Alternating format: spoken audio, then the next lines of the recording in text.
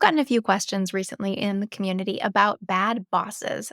So, if you have ever had a bad boss, or maybe you have one now, this is an episode for you. I'm going to go over two different scenarios. One, you have a bad boss right now and you need to figure out what to do about it. Or two, you had one in the past and now you're on the job market and you're hoping that you can interview your interviewers appropriately so you don't get stuck with another bad boss. So stay tuned. I'm going to break it down for you, and we will hopefully have you out of here with tips and tricks to either manage up or to figure out how to interview your way to a better situation next time. How do you know the signs that you have a bad boss? Well, you're probably frustrated. That's probably one of the key signs. However, I just want to put it on your radar that there are different ways that people work in companies and with each other. So, somebody who might be a bad manager for you might be a great manager for other people in the group. And it just depends on our sort of work love language. So, if you've ever heard of the love languages, they are applicable in work as well, obviously in a very different way. But when you, let's say, really like words of affirmation, that might also translate into how you receive feedback at work. You want to know you're doing a good job. You want a bit of a pat on the back so that you know to keep going forward. Maybe like gifts. If gifts are your love language, it's hard to find that at work, but monetary gifts, promotions, bonuses, those are going to resonate with you very deeply. So think about that a little bit in terms of who you are and what works for you. Now, here's a little tip we have done in the past. I know a lot of companies do this, something called a teammate guide. And it's sort of a user manual for me, for you, for anybody who works in a company. And the way we've done it and the way a lot of companies do it is how to get the best out of me. So it's a guide to me. It's a guide to working with and interfacing with and being managed by or managing me. So that includes for us a personality test. We did the Strengths Finder assessment and also a series of questions, almost just interview questions about, how do you like to get recognition? How do you like to give recognition? What makes you excited to get up in the morning? What do you dread doing in your work? All of these things are fair game. And of course, we all have things we love and we don't love to do. We have our strengths, we have our weaknesses, and that's all okay. And so sometimes knowing your strengths, your manager's strengths, that's half the battle. So if you are stuck in a position where you feel frustrated by your boss, you don't feel that you are being managed appropriately, that might be something to sit down and candidly talk about is could we get a teammate guide together? I don't feel that we're communicating appropriately or effectively. Maybe if we had a different language to use, we could be more productive in work.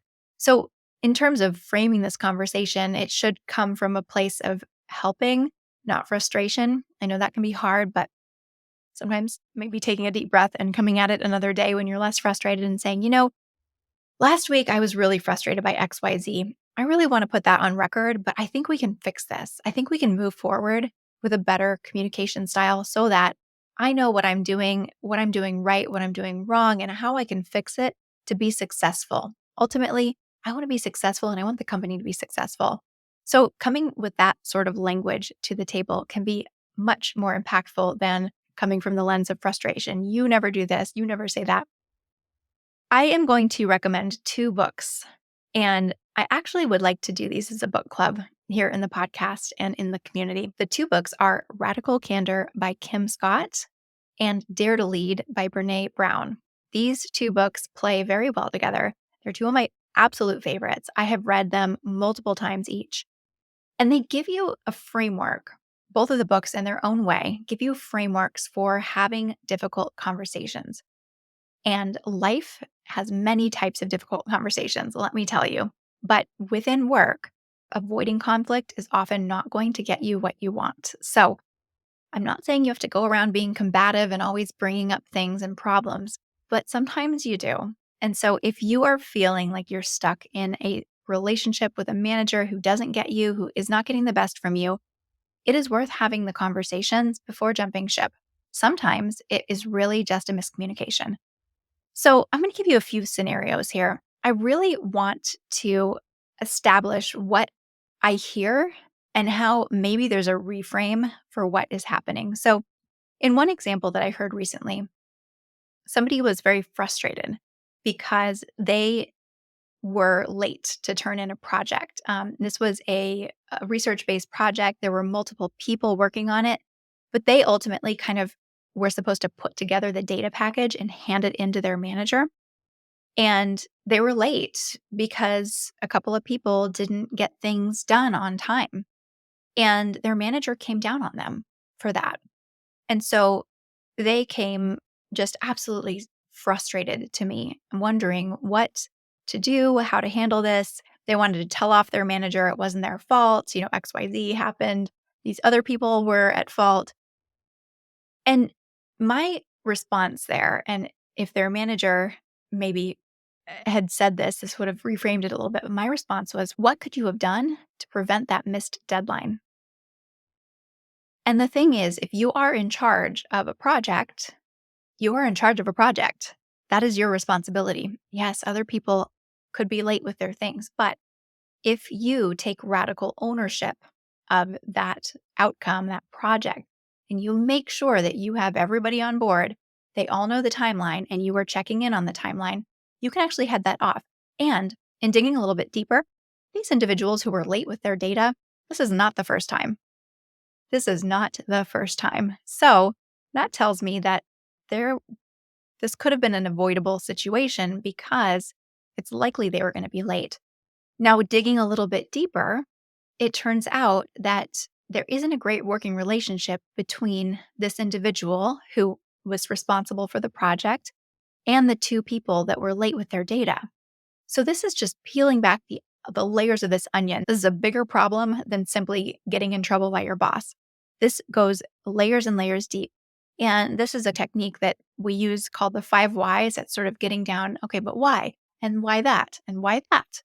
Getting down and down and down until you realize, okay, there isn't a fundamental layer of trust in this group that things are going to get done. And there isn't a fundamental layer of respect that things need to get done so that the whole team rises together. This is a challenging conversation to be had. This is where you book in time with your manager and you say, hey, I need to strategize with you. I am having trouble getting the best from my team, and therefore I'm not delivering my best to you. And that is frustrating. And I want to understand how I can better support my team, get the tools I need in place to support my team so that we are all marching in the same direction at the same tempo with the same intention. So, reframing this into okay, how can I be better? How can I learn from this? Because I guarantee you, there's 3 sides to every story, right? There's your side, there's your manager's side, and then there's what's really happening. And so let's get to the bottom of what's really happening and fix that. I am not saying there are not bad bosses out there. That is one example where I would say the manager probably was frustrated with the entire situation, not this person. But it did manifest that way. Having the vocabulary to approach these conversations, and you can get that vocabulary from Radical Candor and Dare to Lead. Having that vocabulary will set you up to be able to have those conversations when they occur in the moment, or to step back and have them later if necessary. But to move forward productively and just not in that state of sustained frustration. And that sustained frustration is what manifests as thinking you have a bad manager. Okay. So, another really interesting example that I heard recently was in a bullying situation. And in this case, I'm going to put the manager squarely at fault. Again, I think this was an opportunity to have a difficult conversation. However, I think the manager should have been the one heading this off. So, in this situation, the individual was being targeted by a colleague who didn't want her to succeed. And this individual in the community came to me and said that they were being bullied. And I don't know all of the details, but it essentially amounted to being undermined very publicly by another individual in the organization and being goaded, chastised, verbally abused in some cases.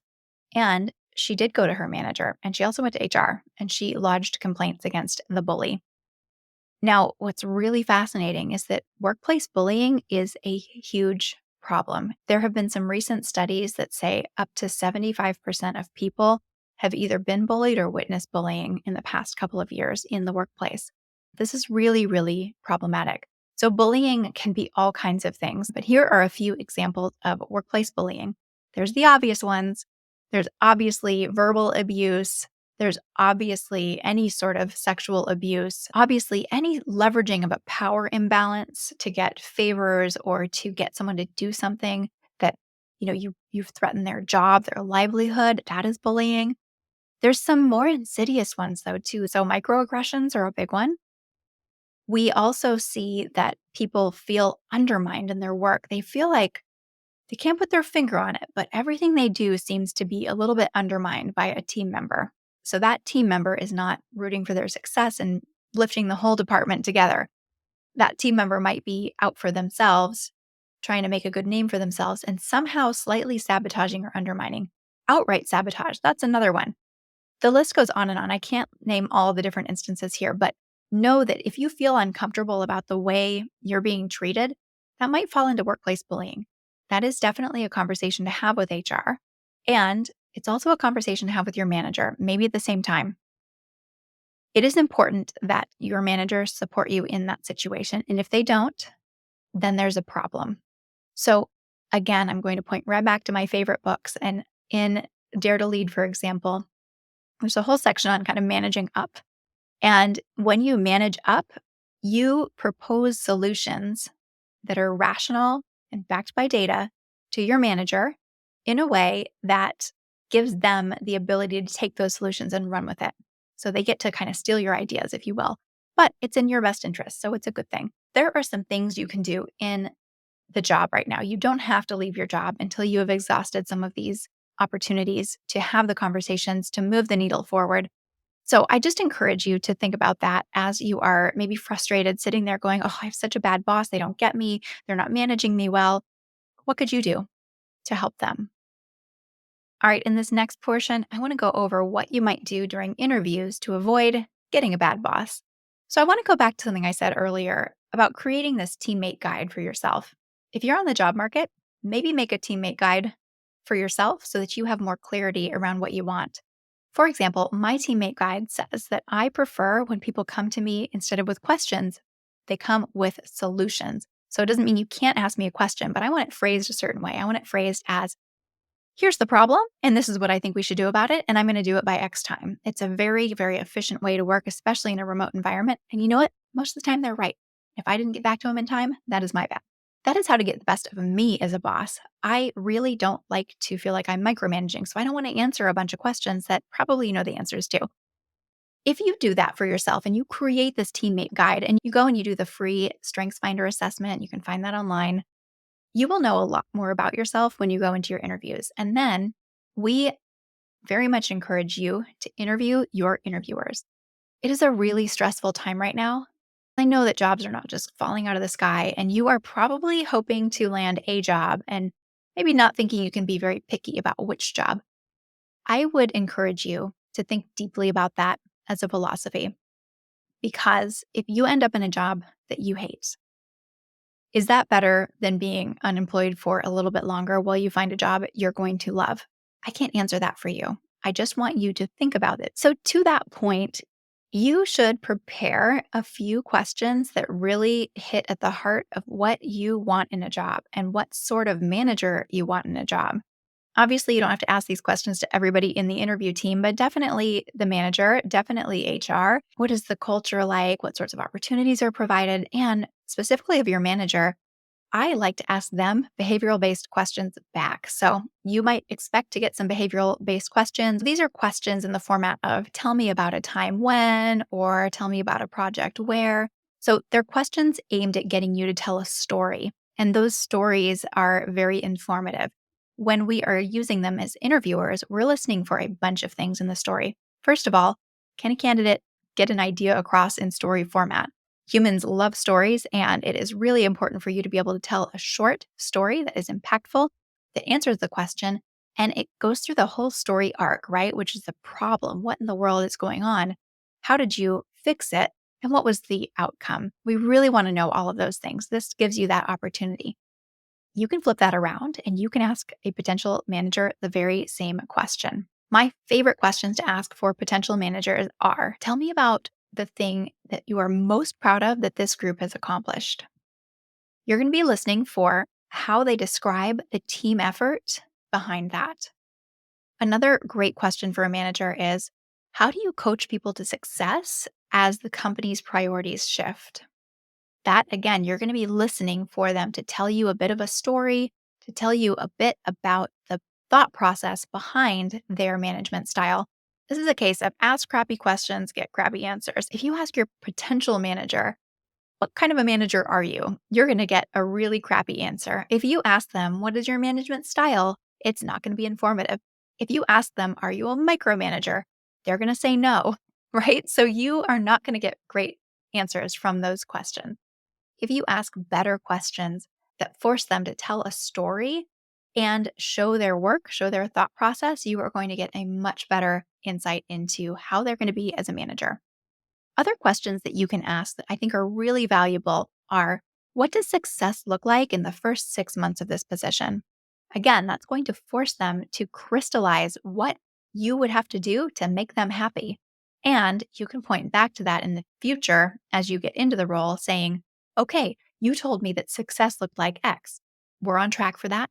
Is that still what success looks like to you? Just keeping that line of communication open. And you know what? Success might change because the company's priorities might change, but that is okay because you have now established a goal that you're running toward.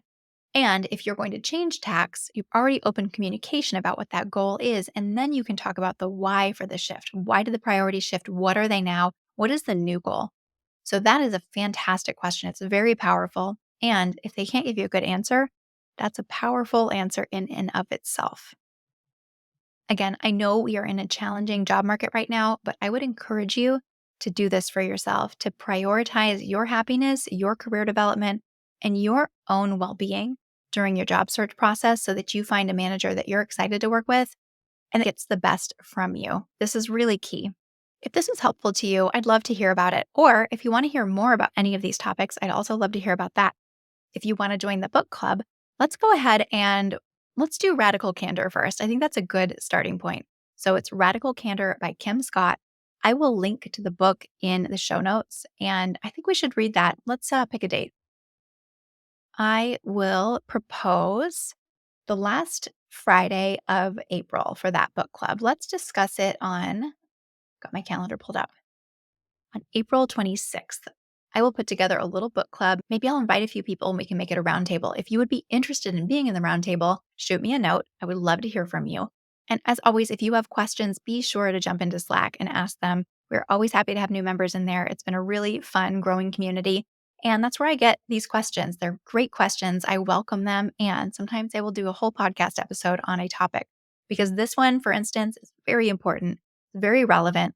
And it's been voiced now in multiple different ways by multiple different people in the community. I want to empower you to take control of your current work situation, manage up if you need to, or if you're looking for a new situation, make sure that you're choosing one that's going to be exciting to you and that you are excited to work with your new boss. It is critical for your happiness. All right, bye for now.